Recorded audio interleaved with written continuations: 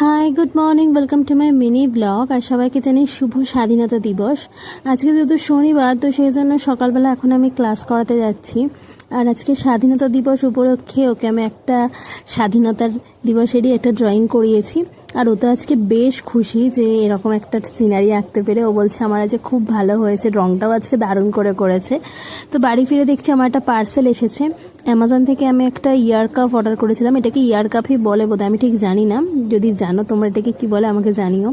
তো এটা আমি অর্ডার করেছিলাম আর এটার কোয়ালিটিটা বেশ ভালো।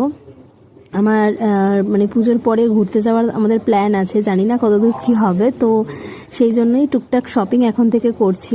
আর এটার কোয়ালিটিটা জাস্ট দুর্দান্ত ছিল, মানে এত সুন্দর, এত সফট, মানে আমার দারুণ লেগেছে এটা। তো তারপর আজকে ছিল দুপুরে আফরোজার বাড়ি নিমন্ত্রণ। আর ওর বাড়িতে যাওয়ার পর আর কোনো ভিডিও করা হয়নি, কারণ গল্প করতে করতে ভিডিও করার কথা মনেই ছিল না। তো সেখান থেকে সন্ধেবেলা আমরা সবাই মিলে একটু বেরিয়েছিলাম। আমরা গিয়েছিলাম দেবারতিস কালেকশানে, ওদের বার্থডে উপলক্ষে আর কি, মানে ওদের দোকানের জন্মদিনের উপলক্ষে 3 দিন অফার ছিল। বাট এখানে গিয়ে এত ভিড় ছিল যে আমরা কোনো কালেকশানই ঠিকমতো দেখতে পাইনি। আমরা যেটা বলছি দেখানোর জন্য, মানে ওখানে এতই কাস্টমার ভর্তি যে ওরাও যে দেখাবে সেটা, মানে আমরা সেরকম কিছুই দেখতে পাইনি। তো সেই জন্য সেখানে আর কিছুই আমাদের কেনাকাটাও করা হয়নি।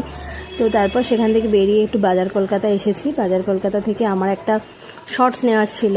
তো এটা শর্টস কাম স্কার্ট আর কি, স্কট বলে এটাকে। তো এটাকে নিলাম। তো এটা দেখলাম বেশ ভালো লাগছিল পরে, একটা মানে অন্যরকম বেশ লাগছিল। তো ফার্স্ট টাইম আমি এরকম ট্রাই করলাম, জানি না কেমন লাগছে।